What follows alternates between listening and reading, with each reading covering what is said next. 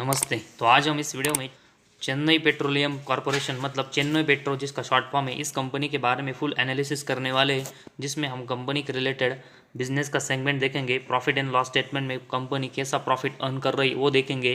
Company के balance sheet में company के पास कितने रिजर्व और बोरिंग्स है वो देखेंगे। साथ ही में कंपनी का कैश फ्लोज, कंपनी के डेप्टर डेज, इन्वेंटरी डेज और कंपनी का जो शेयर होल्डिंग पैटर्न है उसके बारे में इंफॉर्मेशन देखेंगे।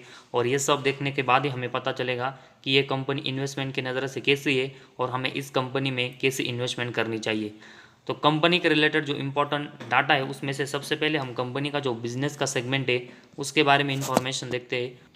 तो चेन्नई पेट्रोलियम कॉरपोरेशन, अगर हम इस कंपनी का बिजनेस देखेंगे तो ये कंपनी रिफाइनिंग क्रूड ऑयल से वेरियस पेट्रोलियम प्रोडक्ट्स को प्रोड्यूस और सप्लाई करती है। और उसके साथ ही में ये कंपनी लुब्रिकेंटिंग ऑयल एडिटिव्स को मैन्युफैक्चरिंग और सेल्स करती है। तो ओवरऑल ये सब देखने से पता चलता है कि ये कंपनी रिफाइनिंग सेगमेंट में काम करती है। कंपनी का जो बिजनेस का सेगमेंट है वो हमने देख लिया, लेकिन इस बिज़नेस में कंपनी किस तरह का परफॉर्मेंस कर रही है वो हमें देखना पड़ेगा। और इसके लिए सबसे पहले हम कंपनी का स्टॉक का पी रेशियो देखेंगे ताकि हमें पता चल सके कि कंपनी किस वैल्यूएशन पर ट्रेड कर रही है। और इस कंपनी का स्टॉक का पी रेशियो अभी 1.03 देखने को मिला है, तो बहुत ही सस्ते वैल्यूएशन पर इस कंपनी का शेयर अभी ट्रेड कर रहा है। इसके बाद कंपनी का अगर हम बुक वैल्यू देखेंगे तो 346 है, और इसके कंपैरेटिवली अगर हम कंपनी का शेयर का प्राइस देखेंगे तो 243 है।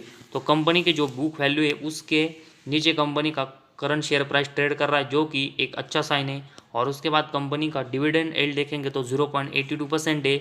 इसके बाद कंपनी का आरओसी देखेंगे तो 19.8% और कंपनी का आरओई 50.5% का है। तो कंपनी आरओसी और आरओई इन दोनों के जो नंबर्स है वो अच्छे डिलीवर कर रही है, जो कि एक अच्छा साइन है। और उसके बाद कंपनी के फेस वैल्यू देखेंगे तो 10 रुपीज़ पर इक्विटी शेयर है, और इसी वजह से कंपनी का जो शेयर है वो हमें फ्यूचर में स्प्लिट भी होते हुए देखने को मिल सकता है। तो ओवरऑल कंपनी का रेशोज़ में कंपनी अच्छा परफॉर्मेंस कर रही है। इसके बाद कंपनी का प्रॉफिट एंड लॉस स्टेटमेंट हम देखते हैं, जिसमें पिछले 5 सालों का कंपनी का किस तरह का परफॉर्मेंस रहा है वो हम देखेंगे। और उसमें सबसे पहले हम कंपनी का सेल्स देखने वाले हैं, जिसमें मार्च 18 में कंपनी ने ये 32,000 का किया था। इसके अगले साल ये 41,000 का बढ़कर आया। इसके बाद अगर हम देखेंगे तो 2 सालों में कंपनी के सेल्स में ड्रॉप हुआ, लेकिन मार्च 22 और ट्रेलिंग 12 मंथ्स में, इन 2 सालों में कंपनी का जो सेल्स का ग्रोथ है उसमें कंपनी ने बहुत ही अच्छी ग्रोथ की, और ये मार्च 22 में 43,000 का किया और ट्रेलिंग 12 मंथ्स में 75,000 का किया है। तो ओवरऑल 2 सालों में कंपनी के सेल्स की ग्रोथ को डाउन हुई थी, जिसकी वजह से कंपनी के परफॉर्मेंस है वो भी हमें ऊपर नीचे होते हुए देखने को मिले थे। तो इस कंपनी ने पिछले 2 सालों में जो सेल्स में ग्रोथ की है वो एक बहुत ही अच्छा साइन है, लेकिन इस सेल्स में कंपनी के जो परफॉर्मेंस बीच बीच में डाउन हो रहे उसकी वजह से कंपनी के बाकी के सेगमेंट के ऊपर भी इसका इम्पैक्ट देखने को मिल सकता है। तो इस कंपनी की जो सेल्स की ग्रोथ है वो तो अभी हमें ठीक ठाक देखने को मिली। और इस सेल्स के कंपेरेटिवली अगर हम कंपनी का एक्सपेंस देखेंगे तो सिर्फ एक ही साल मतलब मार्च 20 में कंपनी के एक्सपेंस है वो सेल्स के कंपेरेटिवली ज़्यादा हुए थे, जिस रीज़न की वजह से उस समय कंपनी का ऑपरेटिंग प्रॉफिट लॉस में गया था। उसको छोड़कर देखेंगे तो मैक्सिमम टाइम कंपनी ने सेल्स है वो एक्सपेंस के कंपेरेटिवली ज़्यादा किया है, जिस रीज़न की वजह से ऑपरेटिंग प्रॉफिट में कंपनी मैक्सिमम टाइम प्रॉफिटेबल देखने को मिली। और इस कंपनी का ऑपरेटिंग प्रॉफिट मार्च 18 में 2000 करोड़ का था, जो कि इसके अगले 2 साल अगर हम देखेंगे तो ये ड्रॉप हुआ और मार्च 20 में लॉस में भी गया।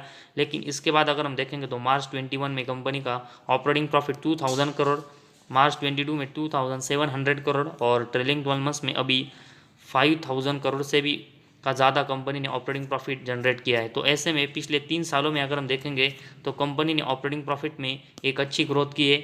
और उसके बाद कंपनी का ऑपरेटिंग प्रॉफिट मार्जिन देखेंगे जो कि मार्च 18 में 6% था, जो कि इसके अगले 2 साल ड्रॉप हुआ।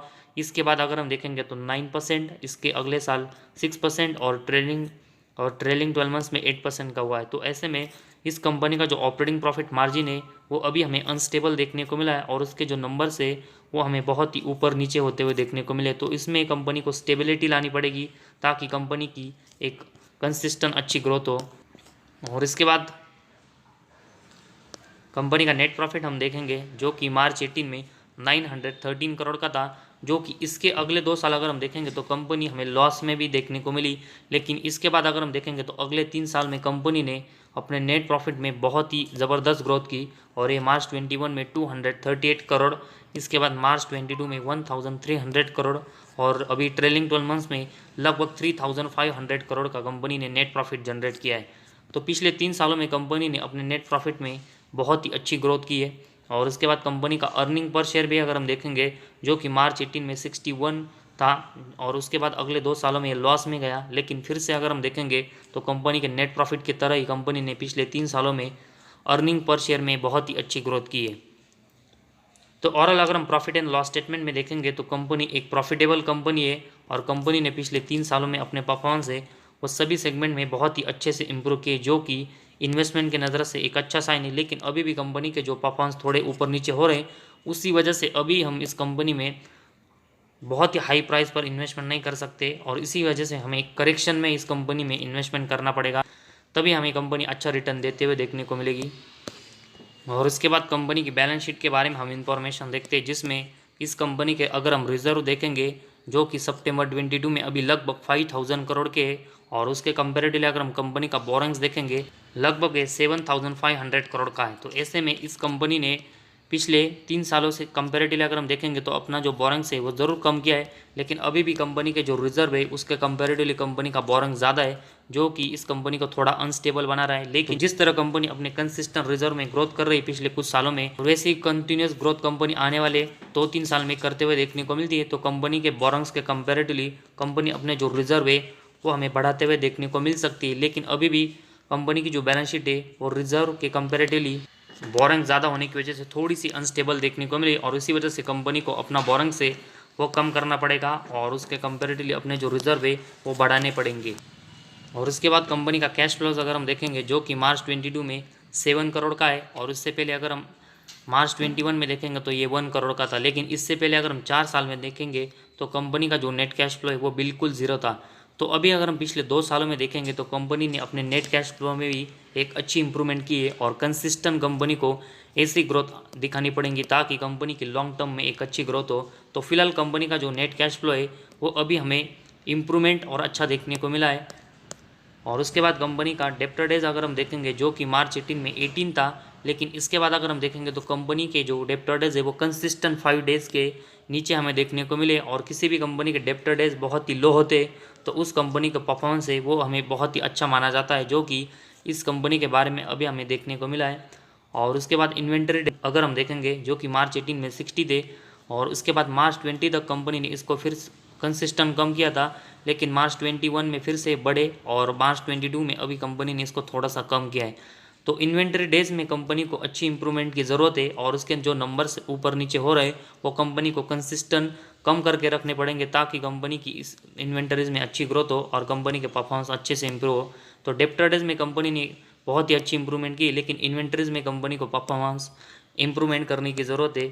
और उसके बाद कंपनी का शेयर होल्डिंग पैटर्न हम देखेंगे जिसमें कंपनी के प्रमोटर के पास 67% की हिस्सेदारी है और इसके बाद एफआईज के पास देखेंगे तो 5% की हिस्सेदारी है, जो कि कंसिस्टेंट अगर हम पिछले 1 साल से देखेंगे तो इनकी जो इन्वेस्टमेंट है वो इस कंपनी में बढ़ रही है। और उसके साथ ही में डीएस की इन्वेस्टमेंट देखेंगे तो 3.25% की हिस्सेदारी है। तो थोड़ी सी डीएस की इन्वेस्टमेंट है वो इस कंपनी में बीच में कम होती रहती है और फिर से बढ़ती है। और उसके बाद पब्लिक की इन्वेस्टमेंट है वो लगभग 25% के आसपास है।